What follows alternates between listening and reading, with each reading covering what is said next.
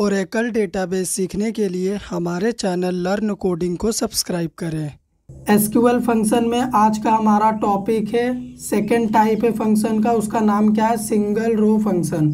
आज के इस वीडियो में हम आपको सिंगल रो फंक्शन कंप्लीट पढ़ाएंगे प्रैक्टिकल के साथ। सबसे पहले इसका यूज़ क्या है, कहाँ यूज़ करना है, आपको वो समझा देता हूँ। Single row functions accept arguments and return one value.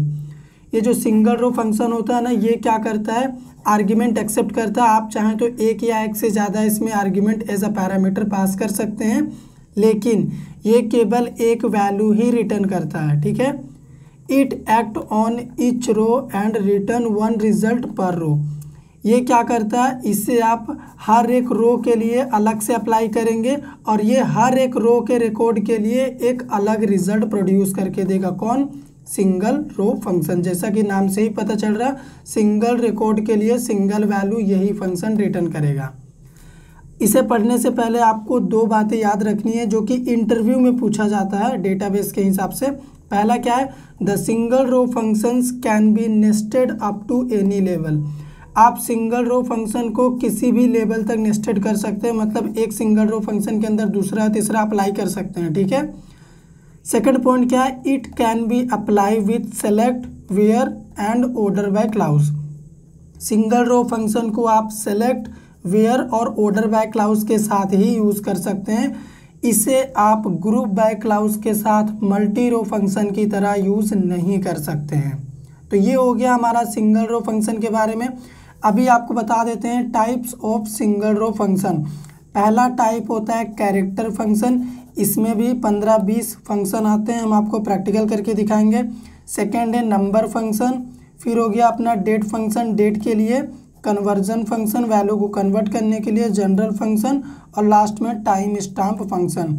तो अभी मैं क्या करूँगा, मैं आपको एक एक करके यहाँ से स्टार्ट करूँगा। सभी का प्रैक्टिकल कैसे करेंगे, कैसे डेटाबेस में इन्हें अप्लाई करेंगे, कैसे हमारा आउटपुट आएगा, चलिए प्रैक्टिकल करके दिखाता हूँ एक एक करके सभी को। कैरेक्टर फंक्शन का प्रैक्टिकल करने से पहले आपको ये पता होना चाहिए कि सिंगल रो फंक्शन में जो ये कैरेक्टर फंक्शन है, इसके अंदर कौन कौन से फंक्शन आते हैं। ठीक है।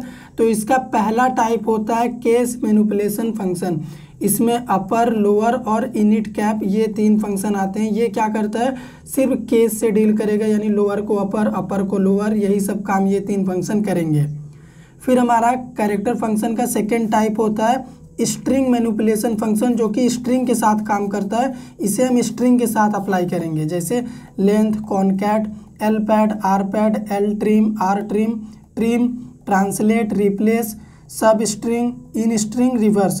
तो ये जितने भी फंक्शन यहाँ पे आप देख रहे हैं, इनको हम क्या करेंगे, स्ट्रिंग के साथ अप्लाई करेंगे। और ए नंबर में आपने जो देखा था ये तीन फंक्शन, इनको हम कैरेक्टर के साथ अप्लाई करेंगे। तो चलिए सबसे पहले हम इनका प्रैक्टिकल देखते हैं, उसके बाद इस स्ट्रिंग वाले का भी प्रैक्टिकल हम देखेंगे। प्रैक्टिकल स्टार्ट करने से पहले एक सिंपल सा क्वेश्चन आपसे मैं पूछता हूँ कि अगर हम ओरेकल डेटाबेस में खुद का टेबल ना बनाए, लेकिन अगर हम सिंगल रो फंक्शन अप्लाई करना चाहते हैं अपने डेटाबेस में, तो क्या हम कर सकते हैं, यस या नो। सही आंसर होगा कर सकते हैं, बिल्कुल कर सकते हैं। किसकी मदद से, डुअल की मदद से। मैं आपको बता दूं, डुअल एक डमी टेबल है जिसे ओरेकल डेटाबेस ने पहले से ही बाय डिफ़ॉल्ट क्रिएट करके रखा है। आप कह सकते हैं ओरेकल डेटाबेस का बाय डिफ़ॉल्ट टेबल डुअल होता है, जिसमें आप अपने सिंगल रो फंक्शन को अप्लाई करके अपना ऑपरेशन परफॉर्म कर सकते हैं। तो चलिए स्टार्ट करते हैं, कैसे करेंगे। सबसे पहले हम कैरेक्टर फंक्शन का केस मैनिपुलेशन फंक्शन से डील करेंगे, यानी अपर, लोअर, इनिट कैप। तो सबसे पहले अपर फंक्शन देखते हैं वो काम कैसे करेगा। तो लिखेंगे हम सेलेक्ट, फंक्शन का नेम अपर। ये क्या करेगा, किसी भी वैल्यू को अपर केस में कन्वर्ट करने का काम करता है। एक सिंगल आर्ग्यूमेंट ये लेता है, तो यहाँ से हम क्या करते हैं, एक वैल्यू प्रोवाइड कर दे रहे। ठीक है, एक सिंगल वैल्यू ही आप यहाँ पे प्रोवाइड कर सकते हैं। ठीक, वो भी स्ट्रिंग टाइप का, क्योंकि फंक्शन देखो अपर लोअर मतलब स्ट्रिंग को ही ये कन्वर्ट करेगा, नंबर को तो कर नहीं सकता। फिर किस टेबल से हम डील करेंगे, डुअल टेबल से हम अपने ऑपरेशन को परफॉर्म कराना चाहते हैं। तो यहाँ पे हम लिख रहे हैं फ्रॉम डुअल। अब एंटर प्रेस करते हैं, तो आप यहाँ पे देखिए हमने जो वैल्यू प्रोवाइड की थी अपर फंक्शन को, वो लोअर केस में था, लेकिन इसने क्या किया, उसको अपर केस में कन्वर्ट कर दिया। अब इसी तरह एक और फंक्शन होता है अपने पास, उसका नेम क्या है, लोअर। ये क्या करेगा, अपर केस की वैल्यू को लोअर केस में कन्वर्ट करने का काम करेगा। जैसे यहाँ पे एक वैल्यू प्रोवाइड करते हैं अंकुश। अब मैं क्या चाहता हूँ, जब ये वाला आउटपुट आया था ना, कॉलम का नेम हमारा अपर ही था, जो ये फंक्शन का नेम है। तो अगर अभी हम एंटर प्रेस करते हैं तो अभी देखिए हमारे कॉलम का नेम है लोअर, लेकिन हमारा ये वैल्यू कन्वर्ट कर दिया, अपर केस की वैल्यू को लोअर में इसने कन्वर्ट कर दिया। लेकिन हम चाहते हैं कॉलम का नेम भी मीनिंगफुल रहे, जो हम देना चाहते हैं वो आए। कैसे करेंगे, एलियास यूज़ करेंगे। हम यहाँ पे लिखेंगे एज नेम। तो ये जो आपको दिख रहा है ये हमारा कॉलम का नेम रहेगा, ठीक है। एंटर मारते हैं तो यहाँ पे देखिए कॉलम का नेम हमारे मनपसंद का आ गया और अपनी अपर केस की वैल्यू इसने लोअर केस में कन्वर्ट कर दी। और एक फंक्शन होता है जो कि केस मैनिपुलेशन करता है, ठीक है, केस से डील करता है। जैसे फंक्शन का नेम है इनिट कैप, ठीक, इनिट कैप। ये क्या करता है, अगर आप कुछ भी वैल्यू प्रोवाइड करते हैं, ठीक है, तो ये उसके फर्स्ट कैरेक्टर को कैपिटल में कन्वर्ट करता है, अपर केस में कन्वर्ट करता है, बाकी एज इट इज़ रहेंगे। जैसे यहाँ पे देखो हमने लोअर केस में वैल्यू प्रोवाइड की थी, तो सिर्फ पहला वाला कैरेक्टर इसने क्या किया, कैपिटल कर दिया, बाकी सब सेम है। तो अभी जो हमने 3 फंक्शन देखा, अपर, लोअर और इनिट कैप, ये तीनों फंक्शन एक आर्ग्यूमेंट ही लेते हैं, यानी एक वैल्यू ही आप यहाँ से पास कर सकते हैं। और ये ना केस से डील करते हैं। आप जो भी वैल्यू यहाँ पे प्रोवाइड करेंगे, या तो उसको अपर से लोअर में करेंगे, लोअर से अपर में करेंगे, या तो पहला लेटर को अपर में करेगा। तो ये 3 फंक्शन कॉमन काम करते हैं, ठीक। अब हम कैरेक्टर फंक्शन का सेकेंड पार्ट देखेंगे, जो कि स्ट्रिंग से डील करते हैं, स्ट्रिंग को मैनिपुलेट करने का काम करते हैं। अब मान लो मेरे पास स्ट्रिंग है, कंसीडर करो यही स्ट्रिंग है, मुझे इसका लेंथ फाइंड करना है। कैसे करेंगे, हमको लिखना पड़ेगा सेलेक्ट, फंक्शन का नेम है लेंथ। ये भी क्या करता है, एक ही आर्ग्यूमेंट लेता है। तो हम स्ट्रिंग का लेंथ कैलकुलेट करेंगे। जैसे यहाँ पे स्ट्रिंग लिख देते हैं अंकुश, उसके बाद फ्रॉम डुअल, ठीक। तो यहाँ पे देखिए इसका लेंथ कितना है, 1 2 3 4 5 6 कैरेक्टर लॉन्ग है। तो यहाँ पे वैल्यू देखिए 6 आ चुका है, ठीक है। अब कॉनकैट फंक्शन क्या करता है, कॉनकैट फंक्शन 2 स्ट्रिंग को जोड़ने का काम करता है। लेकिन उससे पहले मैंने क्या बोला, लेंथ फंक्शन एक आर्ग्यूमेंट देता है। अगर हम 2 प्रोवाइड कर दें तो क्या होगा, आप देखो यहाँ पे इनवैलिड नंबर ऑफ आर्ग्यूमेंट, यहाँ पे एरर आ चुका है, ठीक है। अगर आप चेक करना चाहते हैं तो सभी फंक्शन जितना मैंने आपको पढ़ा दिया है, आप सभी में चेक कर सकते हैं, अप्लाई करके ये एरर आपको मिलेगा। अब कॉनकैट फंक्शन की बात करते हैं, वो क्या करेगा। जैसे होता है ना, कभी कभी आप अपना नेम, सिर्फ पहला नेम लिख दिए, आपका नेम है अंकित कुमार, आपने सिर्फ लिखा अंकित कुमार नहीं लिखा, बाद में आपको ऐड करना है, तब आप कॉनकैट यूज़ करेंगे, ठीक है। ये क्या करता है, बाद में ऐड करने का काम करता है। जैसे नेम हो गया हमारा अंकुश और इसका सर नेम हो गया, ठीक है, कुमार। तो अभी इसका रिज़ल्ट क्या आएगा, इसका रिज़ल्ट आएगा अंकुश कुमार। इससे क्या पता चला कि ये जो कॉनकैट फंक्शन है ये 2 आर्ग्यूमेंट लेता है, पहला फर्स्ट नेम और दूसरा सेकंड नेम यानी सर नेम के लिए। तभी तो ये इन दोनों को कॉनकैट करके एक सिंगल रिजल्ट में दिखाएगा। यहाँ पे देखिए पूरा नेम आ गया अंकुश कुमार, ठीक है। अब बात करते हैं एल पैड और आर पैड फंक्शन की। ये दोनों क्या करते हैं, अपने अपने एंड में कैरेक्टर को ऐड करने का काम करते हैं। सबसे पहले एल पैड क्या करता है, आपको यूज़ करके ही दिखा देता हूँ। सेलेक्ट, फंक्शन का नेम एल पैड। अगर यहाँ पे सबसे पहले हमें करना क्या होगा, वैल्यू प्रोवाइड करनी पड़ेगी। ये 3 आर्ग्यूमेंट लेता है, ठीक है। सबसे पहले हमें वैल्यू देना पड़ेगा। जैसे हम वैल्यू दे देते हैं अपना नेम अखिलेश। उसके बाद अगर यहाँ पे हम सेकंड वैल्यू दे देते हैं 10। ये क्या है, ये है हमारा साइज़, ठीक है। और ये वाला क्या है, हमारा वैल्यू, ठीक। तो 2 आर्ग्यूमेंट अगर आप यहाँ पे लिखते हैं और एंटर प्रेस करते हैं, फिर भी आपका काम हो जाएगा। यहाँ पे देखिए हमारा आउटपुट आ चुका है अखिलेश। लेकिन इसकी खासियत क्या है, हमने साइज़ कितना मेंशन किया था, 10 मेंशन किया था। तो हमारे इस इनपुट किए गए वैल्यू का साइज ही है 8 कैरेक्टर लॉन्ग, जो 2 स्पेस एक्स्ट्रा बच रहा। आप देखिए लेफ़्ट साइड में इसने क्या किया, 2 स्पेस को ऐड कर दिया। लेकिन हमें तो पता नहीं चलेगा अगर हम ध्यान से नहीं देखेंगे। तो इसीलिए एक थर्ड आर्ग्यूमेंट भी आप यहाँ पे ले सकते हैं, जो कि ऑप्शनल होता है। ये बस इंडिकेट करेगा कि हाँ ये वाला वैल्यू यहाँ पे है, ठीक है। मतलब इसका टोटल स्पेस 10 कैरेक्टर का है, तो 2 में ब्लैंक है, 2 में कोई भी वैल्यू नहीं है, बाकी हमारा वैल्यू इस साइड में है। तो यहाँ पे ये कोई भी देख के समझ जाएगा कि 10 कैरेक्टर का यहाँ पे स्पेस बना हुआ है, ठीक है, अगर इस क्वेरी को नहीं भी देखेगा। तो एल पैड अपने लेफ्ट साइड में ऐड करता है कैरेक्टर को या फिर स्पेस को, जो भी आप बोल लो। अब आर पैड क्या करेगा, सेम क्वेरी में, ठीक है, सेम क्वेरी में अगर यहाँ पे एल के जगह पे आर लिख दे तो ये राइट साइड में वही काम करेगा। देखो ये राइट साइड में ऐड कर रहा। इसमें भी थर्ड वाला आर्ग्यूमेंट ऑप्शनल होता है, अगर आप नहीं भी देंगे तो कोई दिक्कत नहीं है।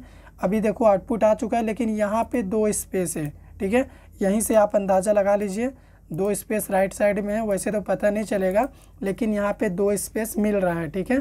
तो एल पैड आर पैड अपने अपने एंड में स्पेस या फिर कैरेक्टर वैल्यू जो भी आप यहाँ पे प्रोवाइड करेंगे उनको ऐड करते हैं आपके दिए गए वैल्यू के साथ, ठीक है। ये हो गया साइज और ये हो गया हमारा वैल्यू। ट्रिम फंक्शन करते क्या है, किसी भी वैल्यू को या तो लेफ़्ट साइड राइट साइड से ट्रिम करने का काम करते हैं। सबसे पहले L trim function left side से वैल्यू ट्रिम कैसे करता है प्रैक्टिकल देखते हैं।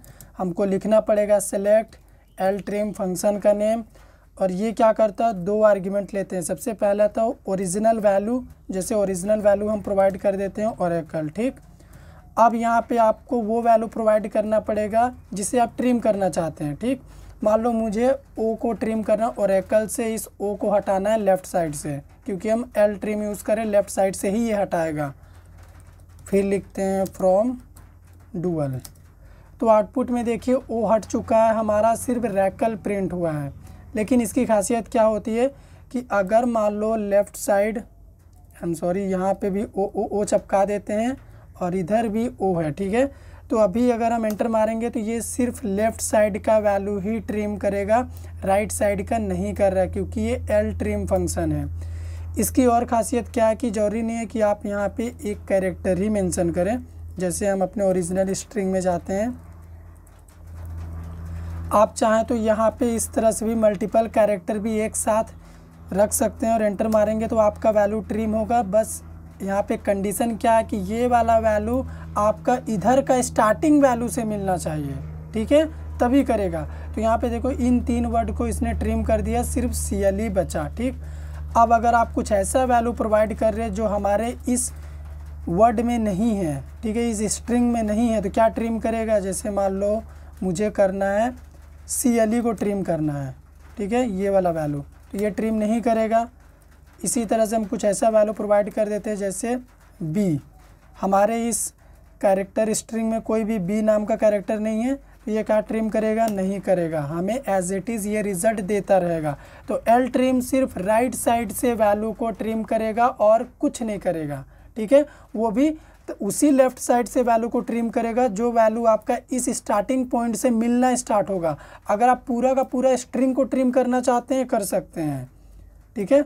बस कंडीशन है कि पूरा का पूरा स्ट्रिंग यहाँ से मैच करता हुआ चलना चाहिए। अभी देखो पूरा मैच कर रहा है, एंटर मारेंगे कुछ भी आउटपुट नहीं आएगा, ट्रिम हो चुका है, ठीक।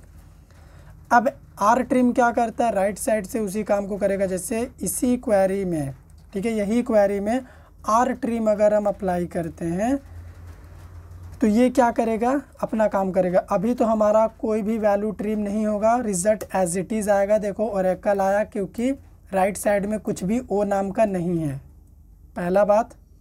सेकंड, अगर मान लो राइट साइड में ओ बहुत सारे हैं, लेफ़्ट साइड में भी कुछ ओ हैं, ठीक है, तो अभी ये क्या करेगा, सिर्फ और सिर्फ राइट साइड का इस वैल्यू को ही ट्रिम करेगा। ये देखो ट्रिम कर दिया, लेफ़्ट साइड का नहीं करेगा क्योंकि ये आर ट्रिम है, राइट ट्रिम, ठीक। और इसमें भी सेम लेफ़्ट ट्रिम वाला रोल ही होता है। अगर यहाँ पे मान लो आप स्टार्टिंग का कुछ भी वैल्यू दो, लास्ट का वैल्यू दो, जैसे लास्ट का CLE दे देते हो, ठीक, और इसको हम क्या करते हैं, छोटा करते ताकि आपको समझ में आए। लास्ट का राइट साइड का ये 3 वैल्यू देखिए मैच कर रहा है, क्या ये ट्रिम करेगा, देखते हैं। तो यहाँ पे देखिए बिल्कुल इसने ट्रिम कर दिया, स्टार्टिंग का वैल्यू ही दिख रहा, लास्ट का ये एग्जैक्ट मैच वाला वैल्यू इसने ट्रिम कर दिया। अगर लास्ट का वैल्यू जो मैच ना करे, जैसे हम CLA यहाँ पे दे देते हैं जबकि यहाँ पे CLE है, तो क्या ट्रिम करेगा, नहीं करेगा। जब तक पूरा का पूरा वैल्यू मैच नहीं करेगा तब तक ये कुछ नहीं करेगा, ठीक। अगर पूरा एग्जैक्ट वैल्यू ही मैच कर जाता है, जैसे एज इट इज़ ऐसे मैच कर जाएगा, तो ये पूरा ये भी ट्रिम कर देगा। लेकिन ये राइट साइड से इस तरह से ट्रिम करते हुए गया, पूरा वैल्यू मैच कर गया, सभी को इसने ट्रिम कर दिया। तो अभी तक हमने एल ट्रिम और आर ट्रिम देखा, जो कि लेफ़्ट राइट का वैल्यू ट्रिम करते थे। आर वाला राइट का करेगा, एल वाला लेफ़्ट का करेगा। लेकिन अगर आप एक साथ दोनों साइड की वैल्यू को ट्रिम करना चाहते हैं, जैसे इस कंडीशन को देखिए, तब आप यूज़ करेंगे ट्रिम फंक्शन। ये क्या करेगा, दोनों साइड की वैल्यू को ट्रिम करेगा। आप यहाँ पे देखिए मिसिंग राइट पैरेंथेसिस का हमें एक एरर मिल चुका है, क्योंकि अपने को करना क्या है, इसमें एक कंडीशन होता है, हमें यहाँ पे लिखना पड़ता है फ्रॉम, ठीक। और इसका और एक कंडीशन क्या होता है, आपको यहाँ पे जो वैल्यू ट्रिम कर रहे वो लिखना है और आपका ओरिजिनल वैल्यू इस साइड में होना चाहिए, ठीक है। मैंने ध्यान नहीं दिया इसीलिए मुझे एरर मिल गया। इस तरह से ओरिजिनल वैल्यू यहाँ होना चाहिए और जो आप ट्रिम करना चाहते हैं जिस वर्ड को, वो यहाँ पे होना चाहिए, ठीक। अभी ये काम करेगा, तो यहाँ पे देखो ये बिल्कुल काम कर रहा, हमारा आउटपुट ये आया है। इसका मतलब लेफ़्ट साइड से इतना वैल्यू और राइट साइड से ये वाला वैल्यू इसने ट्रिम कर दिया। इसमें और ख़ासियत क्या होती है कि अगर बीच में भी हम कहीं पे ओ लिख दें, ठीक है, तो क्या ये ट्रिम करेगा? नहीं करेगा। ये भी क्या करता है, लेफ़्ट और राइट के वैल्यू को ही ट्रिम करता है, मिडिल की वैल्यू को कोई भी ट्रिम फंक्शन ट्रिम नहीं करता है, ठीक।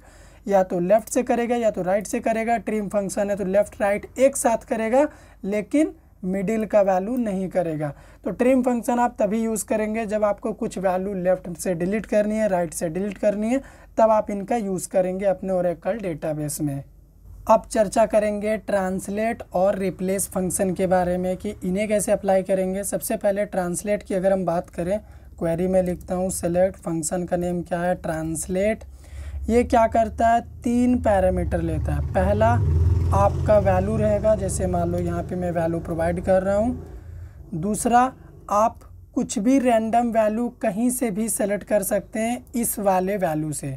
जैसे हम पहला वैल्यू सेलेक्ट करते हैं आई, सेकेंड वैल्यू मैं ले लेता हूँ एस, ठीक है, और थर्ड वाला वैल्यू मैं ले लेता हूँ के, ठीक है। आप कुछ भी कहीं से भी रैंडम उठा सकते हैं।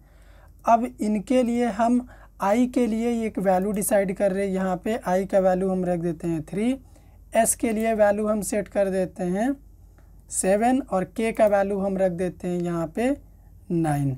तो अभी हमारे इस ओरिजिनल वैल्यू में जहाँ जहाँ आई होगा वहाँ वहाँ 3 जाएगा, एस के जगह पे 7 जाएगा, के जगह पे हमारा 9 जाएगा, ठीक है।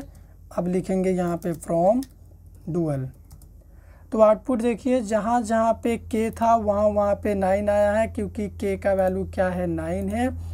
इसी तरह जहाँ जहाँ आई था वहाँ वहाँ क्या है, आई के जगह पे 3 है।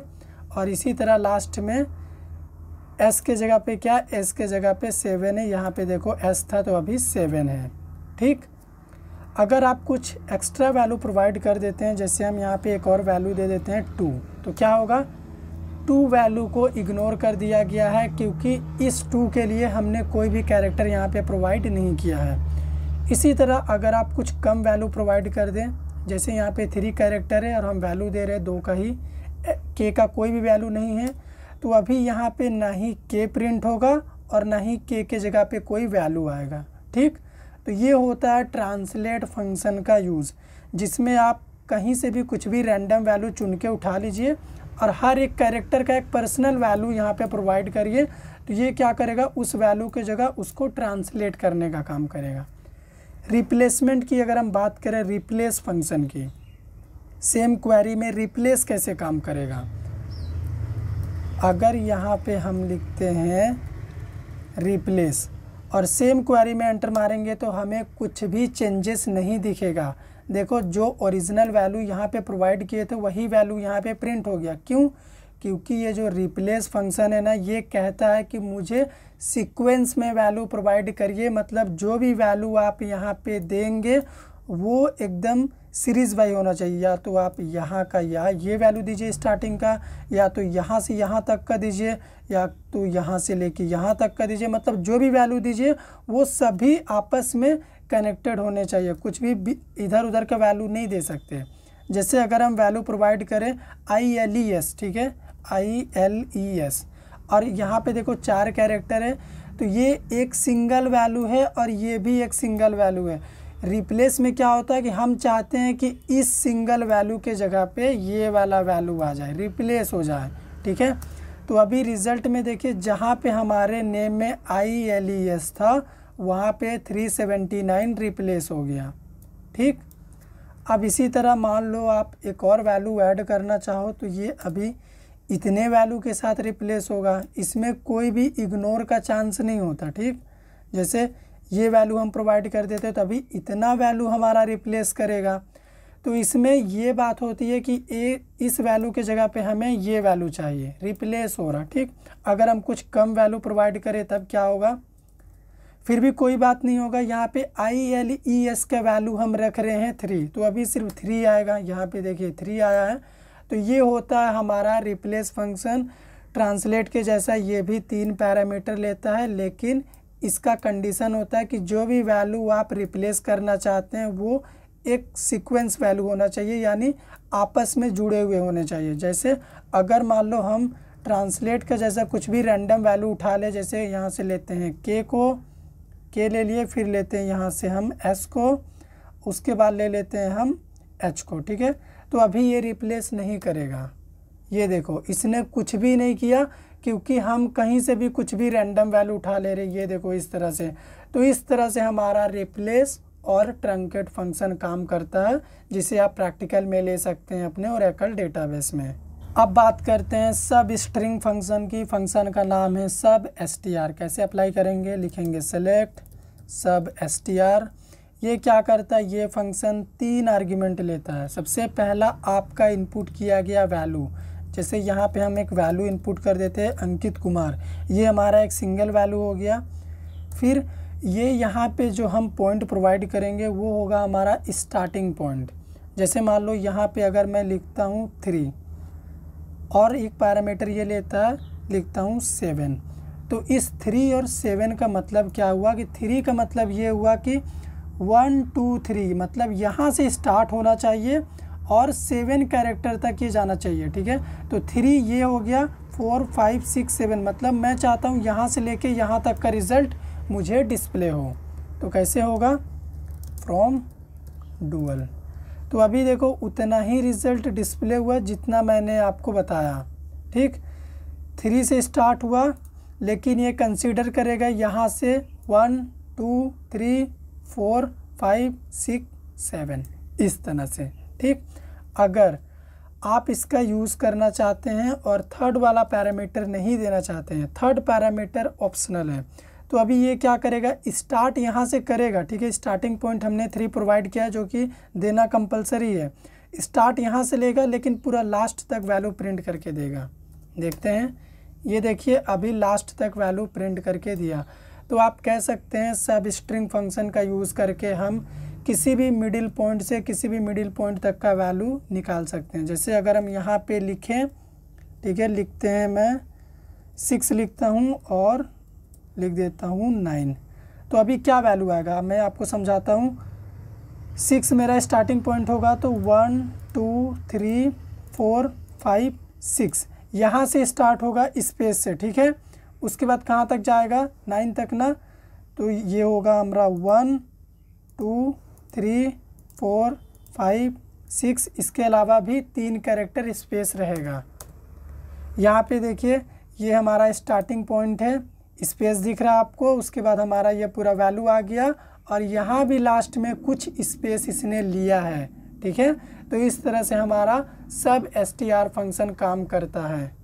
इन स्ट्रिंग फंक्शन क्या करता है, हमारे द्वारा दिए गए वैल्यू को सर्च करेगा और जो भी पर्टिकुलर कैरेक्टर को हम अपने वैल्यू से सर्च करना चाहते हैं उसका पोजीशन नंबर के फॉर्म में रिटर्न करके देता है।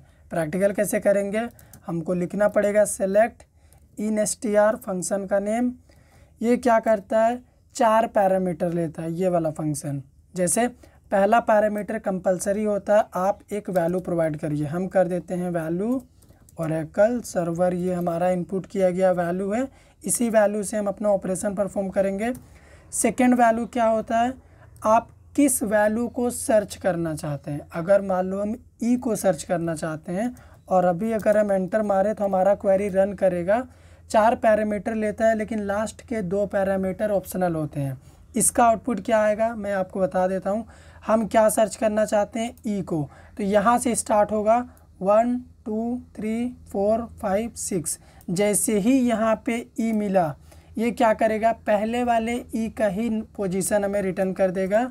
यहाँ पे देखिए वैल्यू 6 आ चुका है। फिर इसने इधर के ई को ध्यान नहीं दिया, इसको इग्नोर कर दिया इसने, क्योंकि इसको ई से मतलब है जो सबसे पहले मिलेगा वही रिटर्न कर देगा।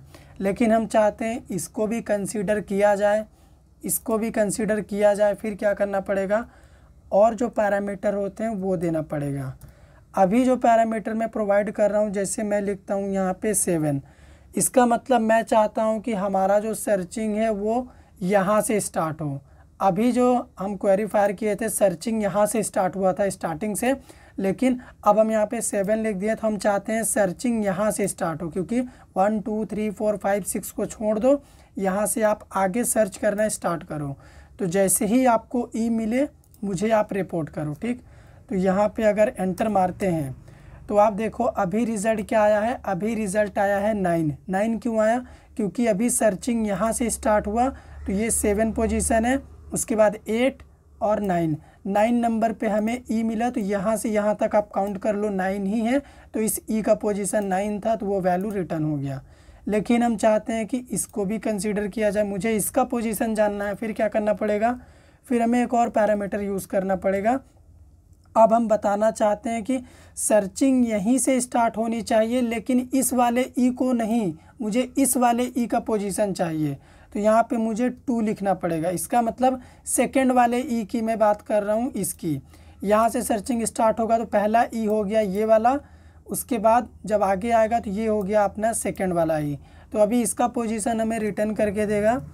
यहाँ पे देखिए 12 अभी वैल्यू आया। 12 कैसे आया, आप यहाँ से लेके यहाँ तक काउंट करिए, इस वाले ई का पोजीशन 12 आपको मिल जाएगा, ठीक है। तो इस तरह के कंडीशन में आप क्या यूज़ करेंगे, इन str फंक्शन को, जिसमें आप क्या कर सकते हैं, अपने दिए गए वैल्यू से किसी भी पर्टिकुलर वैल्यू को उसके पोजीशन के साथ सर्च करके निकाल सकते हैं। अब हम बात करते हैं रिवर्स फंक्शन की। रिवर्स फंक्शन जैसा कि नाम से ही पता चल रहा है, स्ट्रिंग को रिवर्स करेगा। प्रैक्टिकल कैसे करेंगे, हमको लिखना पड़ेगा सेलेक्ट फंक्शन का नेम रिवर्स। ये क्या करता है, एक सिंगल पैरामीटर लेता है। जैसे यहाँ पे मैं पैरामीटर पास कर देता हूँ अखिलेश, मुझे इसको रिवर्स करना है, ठीक है। तो ये वैल्यू कैसे देगा, सबसे पहले ये वाला वैल्यू प्रिंट होगा और इधर से रिवर्स करते हुए ये इधर आएगा, ठीक है, राइट टू लेफ़्ट। वैल्यू देखते हैं, देखो यहाँ पे सबसे पहले h आया और स्टार्टिंग का वैल्यू a सबसे लास्ट में आया, यानी इसने वैल्यू को रिवर्स कर दिया। आप चाहें तो वैल्यू को थोड़ा बड़ा भी रख सकते हैं। देखो सबसे पहले ये यहाँ से स्टार्ट कर रहा है, इसको रिवर्स किया कर दिया, फिर बीच का स्पेस आया, उसके बाद हमारा ये पहला वाला वैल्यू को भी इसने रिवर्स किया। तो मैंने अभी तक जितने भी कैरेक्टर फंक्शन को प्रैक्टिकल करके दिखाया, आप एक बात नोटिस किए होंगे, हम डमी टेबल में ऑपरेशन परफॉर्म करा रहे हैं डुअल में। आपका होमवर्क क्या है, आपको खुद का अपना एक टेबल बनाना है। टेबल बना लीजिए, मान लीजिए आपने EMP नाम का टेबल बनाया, तो यहाँ पे आप अपने टेबल EMP का नाम लिखेंगे और जो वैल्यू मैं यहाँ पे प्रोवाइड कर रहा हूँ वहाँ पे आपको अपना टेबल में जो कॉलम होगा कॉलम प्रोवाइड करना है, क्योंकि अगर आप खुद का टेबल बनाएंगे तो कॉलम में ही आपका वैल्यू रहेगा, ठीक है। अभी देखो हमारे पास कोई टेबल हम नहीं बनाए थे, इसीलिए हम ऑपरेशन परफॉर्म करने के लिए यहीं पे वैल्यू प्रोवाइड कर दे रहे। लेकिन जब आप खुद का टेबल रखेंगे तो आप खुद वैल्यू यहाँ पे प्रोवाइड नहीं करेंगे, आप कॉलम का नेम प्रोवाइड करेंगे। इन सब क्वेरी में आपको कॉलम का नेम प्रोवाइड करना है, ये आपका होमवर्क है। अभी चलिए हम नंबर फंक्शन के बारे में आपको बताते हैं। सिंगल रो फंक्शन की अगर बात करें तो सेकेंड टाइप होता है इसका न्यूमेरिक फंक्शन। इस न्यूमेरिक फंक्शन का क्या यूज़ है, कब इसे यूज़ करना चाहिए, इसमें कितने फंक्शन आते हैं, चलिए देखते हैं। Numeric functions manipulate numeric value and return a numeric value as a result. ये क्या करता है, न्यूमेरिक फंक्शन जो है वो न्यूमेरिक वैल्यू के साथ ही काम करते हैं और उसी वैल्यू के लिए वो रिजल्ट भी न्यूमेरिक वैल्यू के फॉर्म में ही देते हैं, ठीक। Here input is always number and output is also number.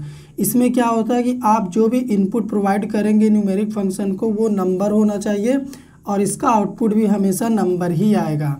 तो यहाँ पे कुछ न्यूमेरिक फंक्शन मैंने लिखे हैं, आप देख सकते हैं जैसे ABS absolute value, mod modulus के लिए, LN sine, ceil SQRT, EXP, A sine, floor sine, trunc sine H, power long और राउंड। तो इसमें से कुछ ऐसे फंक्शन हैं जो कि बहुत ही ज़्यादा इंपॉर्टेंट है इंटरव्यू के लिए और एग्ज़ाम के लिए। तो चलिए जितने भी इम्पोर्टेंट फंक्शन हैं उन सभी का प्रैक्टिकल करके देखते हैं कि ये काम कैसे कर रहे हैं। सबसे पहले बात करेंगे न्यूमेरिक फंक्शन में एब्सोल्यूट की, ठीक है। ABF फंक्शन कैसे काम करता है। क्वेरी हमें क्या लिखना पड़ेगा, सेलेक्ट फंक्शन का नेम है ABS, फुल फॉर्म में बोलते हैं एब्सोल्यूट। ये क्या करता है, एब्सोल्यूट वैल्यू रिटर्न करके देता है। फिर अपना डमी टेबल डुअल। अब हम करेंगे क्या, यहाँ पे अगर मैं एक वैल्यू प्रोवाइड करूँ, ये मेरा वैल्यू है, तो ये क्या करेगा, एग्जैक्ट वही वैल्यू हमें रिटर्न करेगा। अगर मान लो हम कुछ फ्रैक्शनल वैल्यू यहाँ पे प्रोवाइड करते हैं, तो अभी देखिए फिर से वही एग्जैक्ट वैल्यू रिटर्न हुआ जो हम प्रोवाइड कर रहे हैं। अगर इसको हम कर दें नेगेटिव, तो ये क्या करेगा, उसको पॉजिटिव में हमें रिटर्न करके देगा। ये सिर्फ और सिर्फ आपका इनपुट किया गया वैल्यू को ही रिटर्न करेगा, लेकिन पॉजिटिव के फॉर्म में। अगर आप पॉजिटिव वैल्यू प्रोवाइड करेंगे तो ठीक है, अगर नेगेटिव करेंगे तो ये उसको पॉजिटिव बना के देगा। अभी देखो पॉजिटिव है तो ये पॉजिटिव ही एग्जैक्ट हमें रिटर्न करके दे देगा। एब्सोल्यूट वैल्यू मतलब जो वैल्यू देंगे वही आपको मिल जाएगा। तो ये हो गया ABS फंक्शन। अब बात करेंगे सील फंक्शन का यूज़ क्या है। सबसे पहले क्वेरी क्या लिखना पड़ेगा, सेलेक्ट फंक्शन का नेम है सील, डमी टेबल अपना हो गया डुअल, ठीक। यहाँ पे अगर मैं एक नंबर प्रोवाइड करूँ 123.45, तो इसका रिज़ल्ट क्या आना चाहिए। इसका रिज़ल्ट देखो यहाँ पे मिला है 124। इसका मतलब ये करता है क्या है, वैल्यू थोड़ी सी इंक्रीज़ करके देता है, ठीक। जैसे फ्रैक्शनल के बाद देखो यहाँ पे 0.45 है, तो ये उसको एक बढ़ा के थोड़ा दिखा रहा, कंप्लीट नंबर रिटर्न करेगा 124। अगर यही सेम वैल्यू नेगेटिव में होगा तब क्या होगा, फिर से ये क्या करेगा, फ्रैक्शनल वाले पार्ट को फिर इग्नोर करेगा और थोड़ा सा वैल्यू यहाँ पे भी बढ़ा के देगा।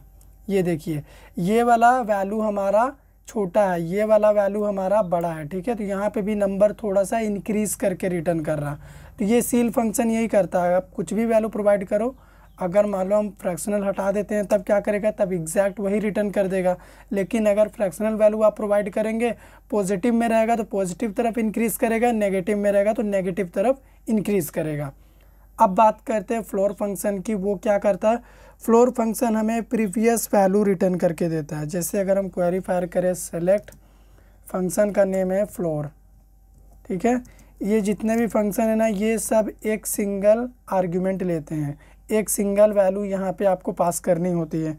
अगर हम यहाँ पे वैल्यू पास करें -123.45, सेम वही वैल्यू, तो इसका रिज़ल्ट क्या आना चाहिए। इसका रिज़ल्ट आप यहाँ पे देख सकते हैं -124 आया। इसका मतलब ये क्या कर रहा, वैल्यू को डिक्रीज़ कर रहा, ठीक है। यहाँ पे देखिए ये वाला वैल्यू थोड़ा सा बड़ा है, ये वाला वैल्यू उससे थोड़ा सा छोटा है। मतलब ये जो फ्रैक्शनल पॉइंट मिला ना, उसी से इसने क्या किया, वैल्यू को एक इंक्रीज़ कर दिया। लेकिन नेगेटिव में क्या हुआ, ये डिक्रीज़ है। अगर यही पॉजिटिव में रहेगा तब क्या रिज़ल्ट आएगा। अभी इसका रिज़ल्ट देखिए, फिर से यहाँ पे वैल्यू डिक्रीज़ हुआ, ठीक है। यहाँ पे जो वैल्यू है वो थोड़ा सा ज़्यादा है, इसको अगर हम हटा देंगे तो वो वैल्यू थोड़ा सा घट जाएगा। यहाँ पे देखिए डिक्रीज़ हुआ। सेम वही काम यहाँ पे भी हुआ। इसको अगर हम हटा देंगे तो ये क्या होगा, थोड़ा सा डिक्रीज़ हो गया। ये एक ज़्यादा कंसिडर कर लिया नेगेटिव के फॉर्म में। अगर नेगेटिव में हम कुछ भी वैल्यू प्रोवाइड करेंगे तो ये उसको एक इंक्रीज़ करके हमें दिखाएगा। यहाँ पे देखिए फिर से -124, तो ये क्या करता है, प्रीवियस वैल्यू रिटर्न करता है। आप जो नंबर देंगे उससे जस्ट जो भी प्रीवियस नंबर होगा फ्रैक्शनल के बाद, वही हमें रिटर्न करके फ्लोर देता है। अब बात करते हैं हम ट्रंकेट की। ट्रंकेट करता क्या है, ट्रंकेट फंक्शन का सिंपल सा काम है। हमें क्वेरी क्या फायर करना पड़ेगा, हमें लिखना पड़ेगा सेलेक्ट फंक्शन का नाम है ट्रंक, ठीक है। फुल फॉर्म में मैंने बोला ट्रंकेट, लेकिन आपको ट्रंक लिखना है। इसमें आप 2 पैरामीटर पास कर सकते हैं। सबसे पहली बात, सेकंड वाला पैरामीटर पास करना ऑप्शनल होता है। अगर यहाँ पे हम एक नंबर लिखें तो इसका आउटपुट आप देखिए 123, एग्जैक्ट वही नंबर हमें प्रिंट में मिला, लेकिन इसने फ्रैक्शनल पार्ट को इग्नोर कर दिया। ये हमेशा फ्रैक्शनल पार्ट को इग्नोर करेगा। लेकिन अगर आप चाहते हैं कि फ्रैक्शनल पार्ट इग्नोर ना हो, तो आप बताइए कितना नंबर पॉइंट के बाद है, 2 नंबर है, तो हमें दोनों चाहिए, तो हम 2 लिखेंगे, यहाँ पे एंटर मारेंगे तो यहाँ पे देखिए हमारा एग्जैक्ट नंबर मिल गया। अगर हम 1 लिखेंगे तो ये क्या करेगा, सिर्फ 123.5 ही देगा, 6 को इग्नोर करेगा। तो इस तरह से हमारा ये ट्रंकेट फंक्शन काम करता है। अब अगला फंक्शन है हमारा SQRT फंक्शन, ठीक है, जो स्क्वायर रूट फाइंड करके हमें देता है। जैसे हम लिखें सेलेक्ट, फंक्शन का नेम है SQRT। इसमें हमें करना क्या होता है, एक आर्ग्यूमेंट ये लेता है, तो यहाँ पे हमें नंबर प्रोवाइड करना होता है। अगर हम नंबर प्रोवाइड करें 16, तो ये क्या करेगा, 16 का स्क्वायर रूट हमें फाइंड करके दे देगा। कितना होता है, 4 होता है। तो यहाँ पे रिजल्ट देखिए 4 आया। आप किसी भी नंबर को यहाँ पे सेट कर सकते हैं और उसका स्क्वायर रूट फाइंड कर सकते हैं, ठीक। यहाँ पे देखिए 100 का 10 आया। अगर आप कुछ ऐसा नंबर दे रहे हैं जिसका एग्जैक्ट स्क्वायर रूट निकल के नहीं आता है, जैसे 106, तो ये क्या करेगा, उसका एग्जैक्ट स्क्वायर रूट कैलकुलेट करके आपको फ्रैक्शनल में वैल्यू देगा। अगर आप इसको 2 टाइम्स मल्टीप्लाई करेंगे तो उम्मीद करते हैं कि आपको ये नंबर ज़रूर मिलेगा, ठीक है। तो चलिए अगले फंक्शन की ओर बढ़ते हैं। अब अगला फंक्शन है हमारा पावर। पावर क्या करता है, पावर कैलकुलेट करता है किसी भी नंबर का। तो हमें लिखना पड़ेगा सेलेक्ट पावर। ये क्या करता है, पावर फंक्शन 2 आर्ग्यूमेंट लेता है। सबसे पहला आपका नंबर, जैसे मेरा नंबर है 2। अब 2 की पावर मुझे कितना करना है, 2 की पावर अगर मुझे 3 करना है तो कितना होता है वैल्यू 8। तो यहाँ पे देखो 8 आ रहा। अगर मान लो हमें करना है 6 और 6 की पावर कितनी, 6 की पावर 4, तो ये क्या करेगा, 6 की पावर 4 का हमें पावर कैलकुलेट करके यहाँ पे रिज़ल्ट प्रोवाइड कर रहा। तो इस तरह से पावर फंक्शन का यूज़ होता है डेटाबेस में। अब बात करते हैं हम मोड फंक्शन की, ठीक है। वो क्या करता है, रिमाइंडर फाइंड करने का काम करता है। लिखना पड़ेगा सेलेक्ट मोड। इसमें भी आपको 2 आर्ग्यूमेंट देना पड़ेगा। सबसे पहले आपका पहला नंबर होगा मान लो 5 और सेकंड नंबर 2। अगर हम 5 को 2 से डिवाइड करेंगे तो क्या रिमाइंडर आएगा, बिल्कुल आएगा। रिमाइंडर क्या आएगा, 1, ठीक। इसी तरह से अगर आपके पास मान लीजिए नंबर है 50 और उसको आप डिवाइड कर रहे हैं 2 से, तो अभी ये पूरी तरह से डिविजिबल है, रिमाइंडर 0 आना चाहिए। तो यहाँ पे देखिए 0 आया है, ठीक है। तो इस तरह से आप किसी भी नंबर को यहाँ पे सेट करके उसका रिमाइंडर फाइंड कर सकते हैं। जैसे एक और दिखा देता हूँ, 503 को 5 से डिवाइड करेंगे तो रिमाइंडर 3 बच जाएगा। वही यहाँ पे एज अ रिज़ल्ट हमें शो हो रहा। तो ये था हमारा नंबर फंक्शन। इसके अलावा भी न्यूमेरिक फंक्शन में और भी बहुत सारे फंक्शन आते हैं, जैसे राउंड, लॉन्ग, ठीक है, लॉग, उसके बाद साइन, साइनेज। तो ये इम्पोर्टेंट नहीं है इंटरव्यू के लिए भी और आपको सीखने के लिए भी ये नहीं है। एडवांस लेवल की कैलकुलेशन में इनका यूज़ किया जाता है फ्रैक्शनल के लिए। जितना भी इम्पोर्टेंट था मैंने आपको सभी फंक्शन ऑलरेडी करा दिए हैं। अब चलिए हम अपने अगले टाइप की ओर बढ़ते हैं, date function. Single row function का हमारा टाइप नंबर 3 क्या है, डेट फंक्शन। डेट फंक्शन का यूज़ क्या है और इसमें कितने फंक्शन आते हैं, चलिए देखते हैं। Date function always take input as data and return either date और नंबर और कैरेक्टर। ये क्या करता है, डेटा के फॉर्म में इनपुट लेता है और उस इनपुट के लिए आपको रिजल्ट में आउटपुट क्या देगा, या तो डेट रिटर्न करेगा, या तो नंबर वैल्यू देगा, या फिर कैरेक्टर के फॉर्म में आउटपुट देता है। तो यहाँ पे आप देख सकते हैं कुछ डेट फंक्शन है, जैसे sys date, current date, add month, last day, next day, month between, new time, to character. तो ये सभी डेट फंक्शन के ही टाइप है, सब फंक्शन है। तो चलिए इनको हम प्रैक्टिकल करके देखते हैं कि इनका यूज़ क्या है और कैसे डेटाबेस में इन्हें अप्लाई किया जाएगा।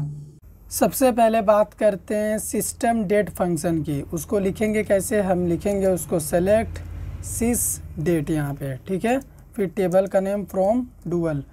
तो ये जो फंक्शन आप देख पा रहे हैं सिस डेट, ये क्या करता है, हमारे सिस्टम का डेट रिटर्न करके देता है। जैसे अगर मैं एंटर मारूं तो यहाँ पे देखो ये सिस्टम का डेट रिटर्न कर रहा है 2 सितंबर 2021।